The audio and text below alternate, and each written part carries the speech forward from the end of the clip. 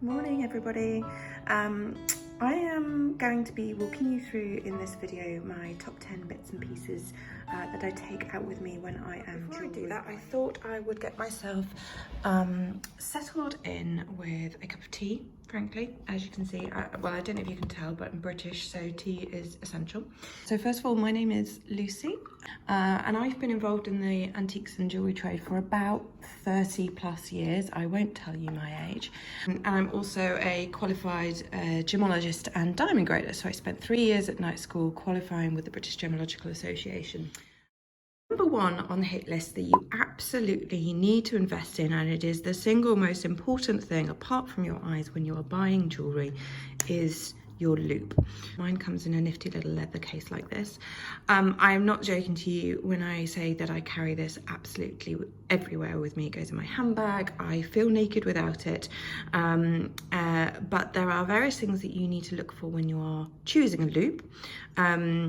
It's important to invest in a good one when you're very first starting out, but it's very easy to get distracted with a lot of shiny baubles on them, and you just need a sort of a good quality but well made loop.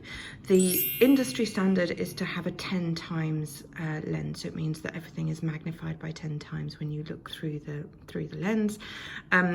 You can get loops that have a stronger, maybe 15 or 20 times, but I'd really recommend sticking with a 10 times loop because that's the industry standard, and it's important when you're looking at things like how clean a stone is. That you would describe something as loop clean is a trade term, and essentially means that you can't see anything when you're looking at it through a loop, which by convention is 10 times magnification.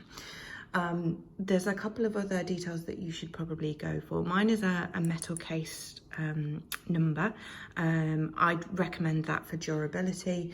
It's also important to go for one that is plain, either black, silver or white, and the reason why this is important is that you're holding this very close to the piece of jewelry that you're looking at. You can get loops that are brightly coloured, and some gemstones, for example diamonds, can pick up the colours of things around them. That's very often why diamonds are set in white metal rather than yellow. So it's important not to have anything that when you're looking at jewellery that could sort of colour or tint the piece that you're looking at. And for that reason, when I go jewellery buying, I tend to wear black or dark colours or muted colours that are not going to interfere with the light. I will do another tutorial video on how to actually hold a loop when you're looking at a piece of jewellery, and how to help get the kind of right depths of magnification. So second on my list is actually Hallmark books. So I actually have two here. I don't now tend to carry these with me everywhere I go, but they are an essential when you're starting out. I've got two here. This is a little Collins gem guide. It's actually antique marks overall, so it has sections in here on silver metal hallmarks, but it also has sections on ceramic marks. So it's kind of a good nifty little guide. This is a Hallmark specific book. I'm sure you will recognise this lovely name. I found this beauty at an antiques fair. This was essentially would have been a Hallmark book that was used in Tiffany's in the shops. Learning how to read an antique hallmark, whether it's in gold or silver, will stand you in particularly good stead. I will do a longer tutorial on how to read a hallmark. I have a wonderful app on my phone that I will put a link to in the sort of video notes, and then it means you don't have to carry around these actual books.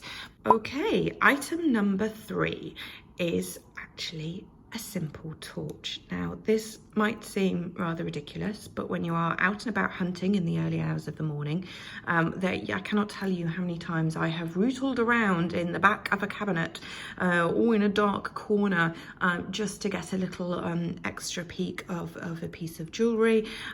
This is just a little Maglight one, but it's I think I actually got it from Gem A, so it's suitable as well for your gem testing. It's calibrated.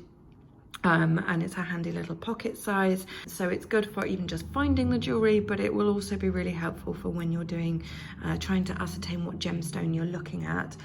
I'm going to do another video which is on sort of a portable gem testing kit. What I'm showing you here today is my most basic essentials that I take out with me, just have day to day. Next on my list is, so number 4 is a UV light. So I'm just wearing a multi-stone ring here, and I don't know whether you can see that some of the gemstones there are fluorescing differently. Fluorescence is natural in diamonds. There we go, you see that's a particularly bright one. And then some diamonds are completely inert, so they don't fluoresce at all. So it's important to have a UV light just whilst you're out and about. It's really helpful once you understand how different gemstones respond. It can be really invaluable just to quickly give you a gauge as to whether something might be natural or synthetic, and is a handy little thing. Super light, super portable, not very expensive. Okay, so item number 5 is actually a diamond gauge. So this is just a simple plastic, very slim, it's about the size of a credit card. And as you can see here, it is pierced with lots of holes with lots of numbers underneath it. So this is actually a diamond and a pearl gauge. And we have it on the different sides. So it's this is the pearls, obviously metric grains and metric carats.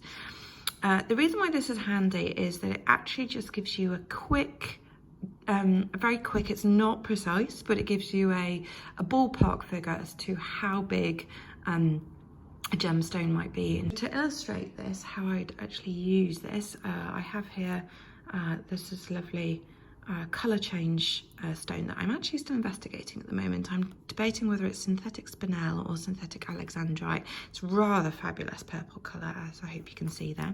But I've chosen it because it's a nice big stone. And what you do with this is literally you put the stone behind the gauge, and what you try and do is make sure that you conceal the edge. You don't want it, like for example, the 5 would be too big because I can see the claws through that, so it's definitely not a 5 carat stone. The claws are pretty much covered in that one, so I'd probably say it's a 4 carat, broadly a 4 carat, just over a 4 carat stone. I mean, I do not come across 4 carat diamonds that often in my jewellery buying, so very often I'm using the little smaller gauges down here, but it gives you an illustration. And then similarly with pearls, you can put the pearl in, the diameter of the pearl gives you a gauge of the pearl size here. So I carry that around with me just because it's super lightweight, and it's really simple to use, and give, you know, the difference between something being, you know, 3/4 carat and a carat can have a big difference in the value of the gemstone. So it's worth just having a ballpark figure. But that's handy, usually costs only a few pounds, and is worth just keeping to hand in your wallet of jewelry tricks. Number 6 is, I have a cup of tea whilst I'm doing this. It's going to sit here and get cold otherwise. I poured it out so beautifully, look. Oh, that's good. So number 6 is a jewellery paper.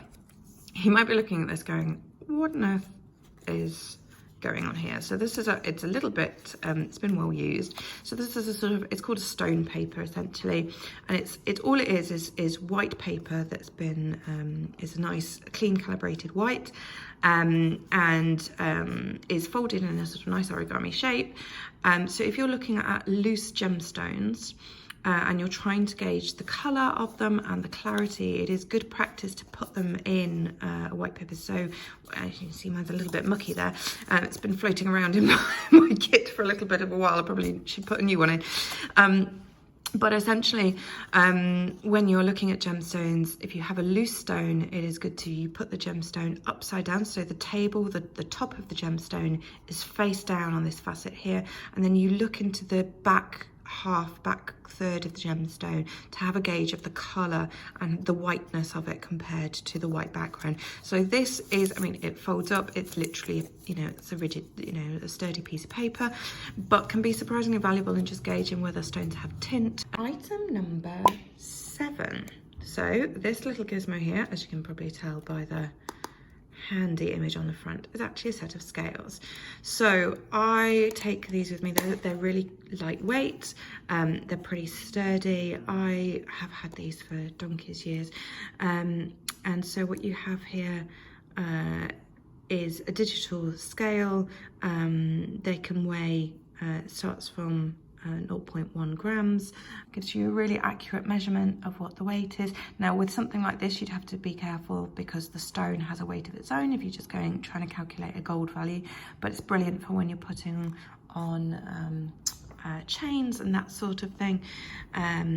This is an ideal piece of kit and equipment, so I carry this everywhere with me. I tend to actually slip both of these together in a little pouch, and it's really handy. It's important to have scales with you because gold prices do go up and down. So knowing what the scrap weight prices are on a given day of 9 carat, 14, 15 carat and 18 carat, when you go out shopping, it's handy just to look that up before you head out. Make sure you've got your scales with you, and then if you want to make a quick calculation on the price you are paying per gram of an item, this is your bad boy. So that's super helpful. Item number 8. So this is simple jewellery polishing cloth. Keep it in this little plastic bag because it looks nice and shiny on the outside, or nice and clean on the outside. And as you will see on the inside, don't be horrified by that. So if you are struggling to gauge whether something is gold and it hasn't got a hallmark, sometimes it can be really good just to give it a little polish, and it helps you look at the base metal without any gunk and dirt on it, to try and gauge whether it might be something. Can it either be plated, it can be rolled gold, or it can be solid gold, or or another metal imitating it. So I find just having a little pouch of a polishing cloth with me helps me just look at the metals when I'm out and about. Again, I mean, this one was free. You can buy them for a few pounds. You don't need to buy a big one for when you're out and about. Just keep it in a little plastic wallet like that. And again, a nice simple little thing for your pack. When you've made your purchases, I find it helpful I tend to throw in with me a few of these plastic wallets, just in case the dealers that you're buying from don't have bags to hand. It's good to keep all your purchases just separate, make sure that they don't scratch each other. So and then I have note cards here, or a receipt form. So when you are buying, if you're buying from an antiques fair, you may well often be paying cash. If, like me, you want to be doing this a little bit more full time, it's really important that you keep receipts, especially for the taxman. So having a cash receipt form or a scrap of paper, getting your dealer that you're buying from to make a note of what your purchase is, the date, their name and contact details, what you've paid for the item, and a description of it is super valuable for your tax returns. Coming to the final, hang on, there we go, item in my top 10 essentials for my jewellery buying kit. And you might laugh, but I decided that I would include these. So I don't know if you guys have ever been to an antiques fair.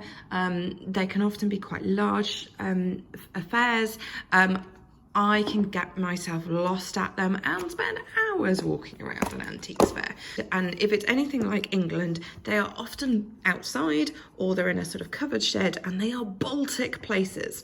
So I tend to like taking my own portable coffee cup with me, or cup of tea cup, mainly because it saves the environment. You can buy yourself a cup of tea at the fair, and you wouldn't believe how important it is to have this little pot of warmth as you're wandering around a freezing antiques fair if you're up early and you want to get the bargains.